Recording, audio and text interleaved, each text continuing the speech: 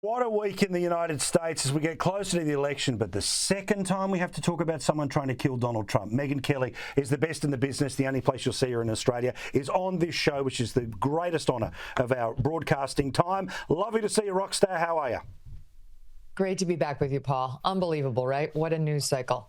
Like, the fact that there are people that are still referring to it as alleged, attempted, the downplay, right? The only reason Donald Trump is still alive is because one person saw something rustle, and by the way, even when they shot at them, didn't kill the gunman.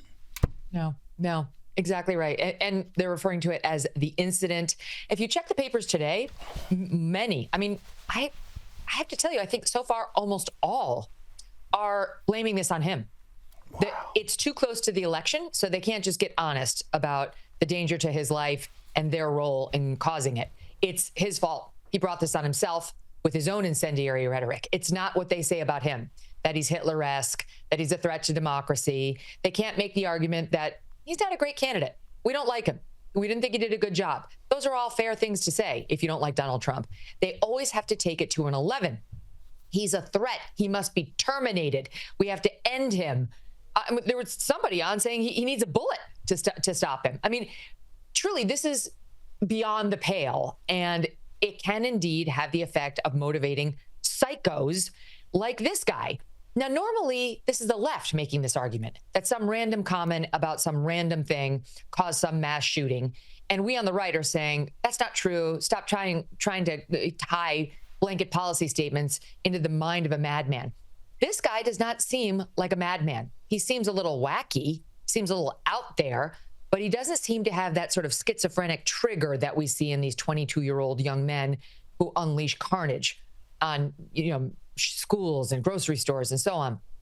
This guy's rhetoric is directly in line with the messages we've been hearing from Joe Biden, from Kamala Harris, from top Democrats about how Donald Trump is a threat to democracy.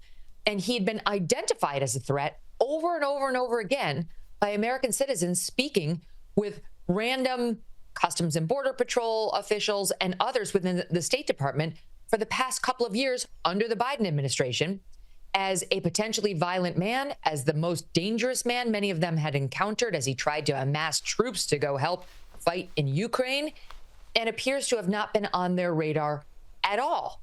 And then you get to what happened down at Mar-a-Lago. Well, steps from Mar-a-Lago, which is Trump International Golf Course, where he went. And the Secret Service now, the head of this thing now, after the other lady got forced out, is trying to take a victory lap today, saying, oh, my guys, they found the shooter.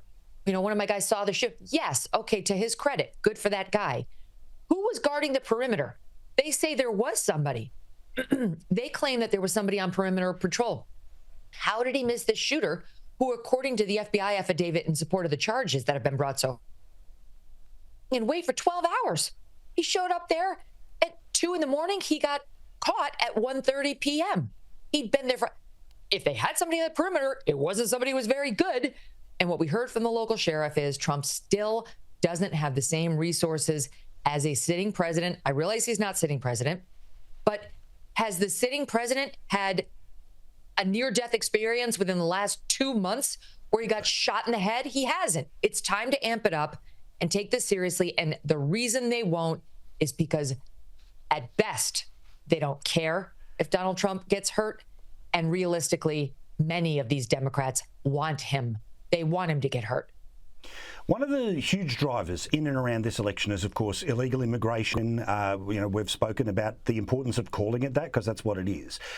But today we heard from the government, and I know that you tweeted this out, from Bill Malugin, the excellent reporter who has been keeping an eye on everything on the southern border, that for the millions of people who've come across the southern or northern borders, there's also now 1 million people who've basically been flown into the country. These so-called legal migrants who claim that they're being persecuted or they need asylum in the United States, and we grant them asylum, or we say, come in for 2 years and then we'll adjudicate your claims. Except we have no officers to track them down or adjudicate their claims, never mind deport them if and when those claims, as they are in the vast majority of cases, are rejected as invalid. You can't come here for the American dream.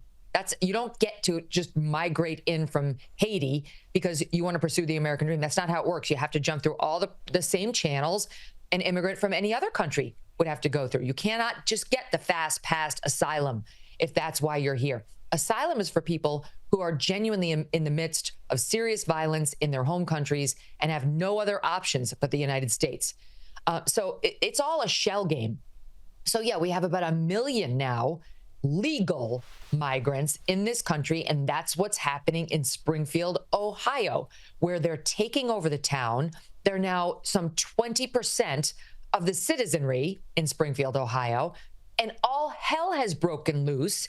And when the media started to report on it, the sort of the right-wing media, the independent media, the left-wing media, which is still the vast majority, started to freak out and try to say it was all lies. And then when the lies turned out not to be lies, they tried to normalize it all. Oh, well, this is a great thing. Oh, all these employers wanted it. Oh, these landlords want.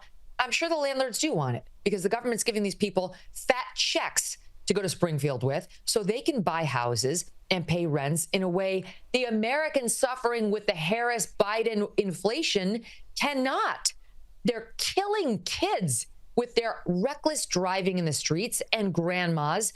Citizen after citizen is coming to the microphone. They had a town hall meeting last week with the city council saying they're opening up and throwing glass bottles on the floor in the grocery store, eating with their hands right out of it. They're on my lawn camping out. They're defecating on the open street on my lawn. I'm afraid of them. They're threatening me. No, you're racist if you talk about any of this, and let's not get started on eating the cats and the pets. That's a whole other avenue. Yeah, correct. Now, you talked about this in great detail. I want everyone to go and have a look back at your Tuesday show, which is up now on YouTube. There is a person who claims to be somebody who works for the American network ABC, who was sort of in and around the preparation of the debate. They claim that there was a whole bunch of things that were done to advantage Harris, including a whole bunch of areas where the agreement was not to go there. Now, it's difficult to know if this is true. However, the reason that no doubt you talked about it, the reason we're going to talk about it now, is that if it wasn't true, ABC News should be able to easily come out and say it ain't true. The person also claims they have tape recordings that prove all of their points. So number one, don't wait 2 weeks, release them now. But secondly, doesn't this story get fuel because of ABC's reaction? Yeah. And, late last night, ABC finally put out a statement. The story had hit live with the affidavit on Sunday, early. I think it was before noon. And we went all the way through Sunday night, Monday daytime. It wasn't until late last night that they finally released a very generic, maybe 2-line statement saying, we complied with all debate rules. What? Yeah. That's your statement? What kind of a feckless statement is that? This affidavit, which I want your audience to know, could very well be a hoax. I am not putting my credibility behind this thing. Not yet. I'm sure you're not Absolutely. either. Yeah. But it's very specific in its allegations, at least. And the denial should be equally specific if, in fact, they did nothing wrong. As my good friend Phil Houston always says, he ran the CIA and invented its he ran their deception detection department for more than 25 years. His methods are still used by law enforcement all over the world. The truth is a truth teller's friend. If you are truthfully able to say, we did not give her sample questions, we did not agree not to talk about her allegedly corrupt brother-in-law, we did not agree to not ask her about Joe Biden's mental fitness, we did not agree that we would fact check Trump only, and none of this will be found on a tape recording because we did not agree to it, you would run towards those facts. That's how your denial would sound. Their denial is, we followed the debate rules. Now, on the other side of the ledger, you have an affidavit that has a bunch of misspellings, that uses terms like Manhattan, New York, which is not, I lived in Manhattan for 17 years. That's not how you refer to it. You call it New York, New York. That's strange. I will say there are 5 boroughs in New York, so it's possible this guy or gal is trying to point out they are actually in the borough of Manhattan. That's also a point on their side. It's signed by a notary public, supposedly, but the seal of the notary public does not appear on the document. The person who leaked it on Twitter says it has been redacted because it potentially, I'm assuming, could have identifying information of the notary.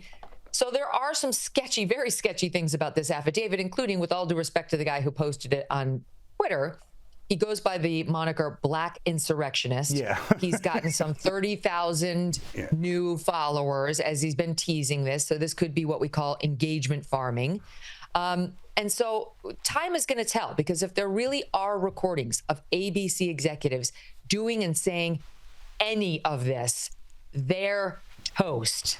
And if it's a hoax, it's actually kind of really interesting how this person has strung the internet along, fooled or at least intrigued people like Ted Cruz, billionaire Bill Ackman, Elon Musk, and so many others. So either way, it's a media story for us. Now, I'm not stupid enough to ask you the same question that no doubt you receive 7 to 9 times via text message every day, which is, who's going to win? Who's going to win? But let's just do a little temperature check on what's happening here. The post-debate polls, generally speaking, better for Harris. There are some A-grade polls that are good for Trump. However, one thing that can't be spun, which is that she is not doing as well as Biden did, and Biden, of course, only won just in the states that matter. What's your sense of the race this far out? Not the result, but your sense of the race about just how neck and neck, or we are starting to see post-debate a preference emerge. I think the numbers favor Trump, but the get out the vote effort favors Harris. Correct. The Republicans' ground game is weak. It is. Compared to the Democrats, it's just nowhere near in the same region. Right now, we don't exactly know what it is. The RNC has basically offloaded it to Turning Point USA. That's Charlie Kirk's organization. Charlie's amazing. He's a savant, but he's young. I think he's 30, if that. And this is not really what he does for a living. He's doing all he can. He's mobilizing young people. But who's running this thing? Where is the overhaul on how they went wrong 4 years ago? Trump has been saying to be suspicious of mail-in voting. My God, that's how you win elections. You bank all your vote in advance so that if it's really rainy that day or the kid is sick that day, your voters still have a vote in the ballot box. The Republicans haven't learned that lesson, and I'm very worried about that. I just think Trump's going to have to win by a lot in order to get over that advantage on election day. And I think Trump is on track to win. It's not by a lot. So unless that changes between now and November, it's going to be a nail biter. And we'll be there the whole way. Thank you, Megyn. The Megyn Kelly Show, Sirius XM, or on YouTube, but most importantly, with us each and every week. Thank you, Rockstar. Great to see you, Paul.